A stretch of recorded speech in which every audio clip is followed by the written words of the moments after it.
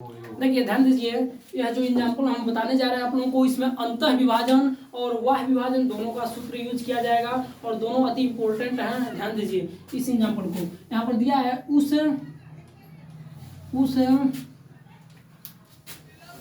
बिंदु का स्थिति सदिश ज्ञात कीजिए। उस बिंदु का स्थिति सदिश ज्ञात कीजिए।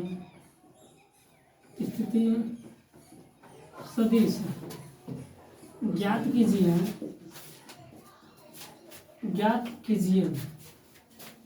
उस बिंदु का स्थिति सदिश ज्ञात कीजिए जो सदिश 3a वेक्टर माइनस 2b व 2a vector plus 5b vector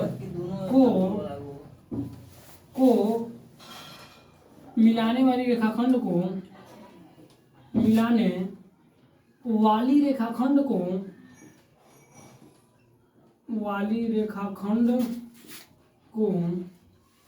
देखिए किस अनुपात में डिवाइड करता है।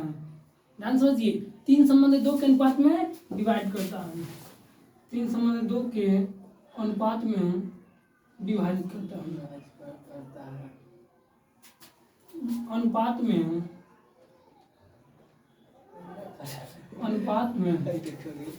अंतः तथा वाह विभाजित करता है। अंतः तथा वाह विभाजित करता है।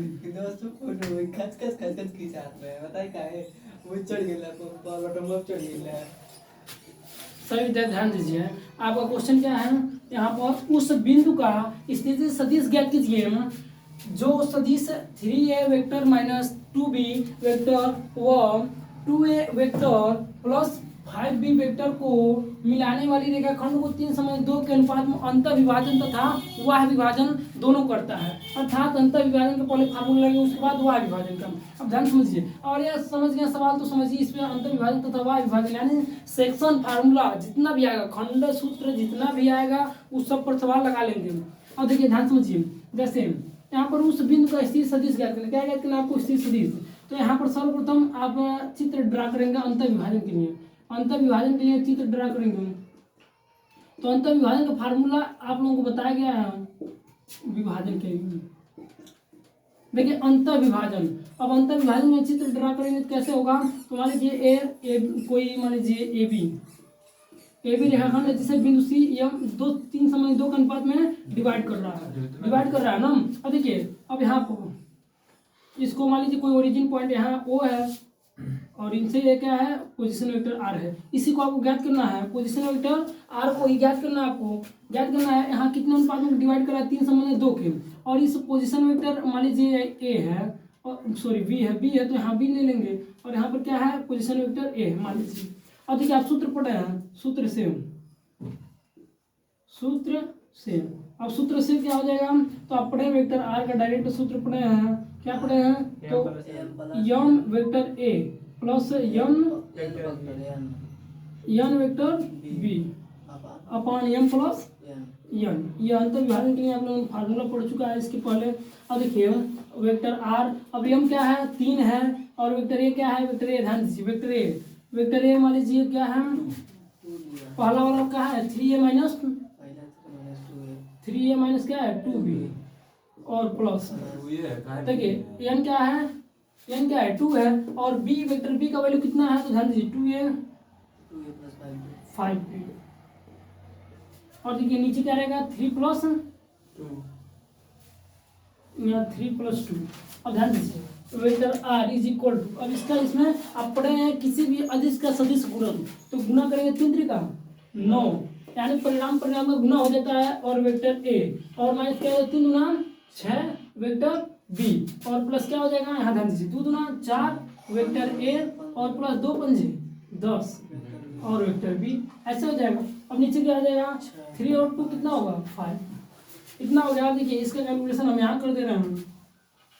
देखिए वेक्टर आर का वैल्यू डिफाइन करेंगे। अब 9 और 4 कितना होगा 13 वेक्टर ए और यहाँ पर देखिए -6b और +10 है तो यहाँ +4 वेक्टर बी हो जाएगा और नीचे क्या होगा 5 होगा।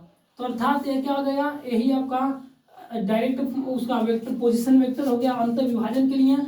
अथवा इसे ऐसे भी लिख सकते हैं आप, vector R is equal to क्या लिख सकते हैं 13/5 वेक्टर ए, और प्लस क्या लिख सकते हैं 4/5 वेक्टर बी। इस रूप में लिख सकते हैं कि नहीं लिख सकते हैं। देखिए आप सब सभी ऐसे, ये अंतर विभाजन के लिए हो गया। अभी वाह विभाजन के लिए पढ़ेंगे। देखिए वाह विभाजन के लिए यहाँ पर सोल्व कर दे रहा हूँ। देखिए वाह विभाजन का फार्मूला, उसका चित्र अलग बनेगा। उसका चित्र मान लीजिए ए है और ये क्या है बी है। तो यहाँ पर डॉट डॉट मान लीजिए पॉइंट सी, यहाँ पर यम संबंध यम का मतलब 3 और संबंध 2 के अनुपात में क्या कर रहा है, डिवाइड कर रहा है। तो ऐसे डिवाइड कर रहा है, तो इसके लिए अब यहाँ देखिए चित्र इधर ड्रा करेंगे। कोई यहाँ पर ओरिजिन पॉइंट मान लीजिए ले रहे हैं ओ, और इसको यहाँ सीधा मिला देंगे इसको इधर, यानी इसका मान लिया कितना वेक्टर आर का, और वेक्टर ए हो गया, वेक्टर क्या हो गया बी हो गया। अब इसके लिए फार्मूला आप सब पढ़वे किए हैं। फार्मूला क्या होता है वेक्टर आर का, यम ए वेक्टर माइनस क्या हो जाएगा एन बी, और यम माइनस यम। तो देखिए यहाँ पर ध्यान दीजिए, अब इसको कहाँ लगाना, इसको यहाँ लगा सकते हैं।